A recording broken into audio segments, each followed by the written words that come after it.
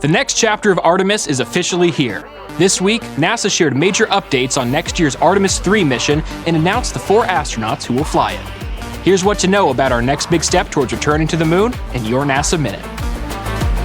Launching next year, Artemis III will put the systems, spacecraft, and operations needed for future lunar surface missions to the test.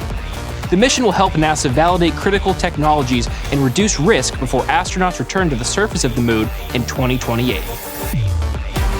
Flying the mission are Commander Randy Bresnik, pilot Luca Parmitano of the European Space Agency, and mission specialists Frank Rubio and Andre Douglas.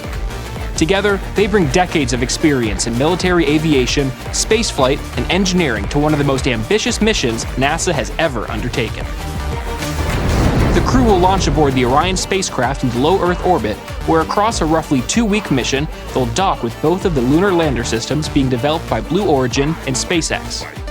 By bringing these vehicles together in space for the first time, NASA will be able to evaluate how they perform as an integrated system.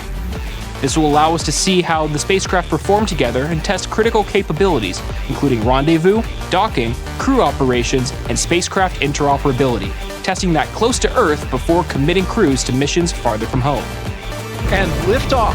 Artemis II proved that NASA could safely send astronauts around the moon and bring them home. Artemis III is about preparing for what comes next. When astronauts return to the lunar surface in 2028, they'll do so using the systems and procedures proven by the Artemis III crew. Stay tuned for more, and we'll see you next time on the NASA Minute.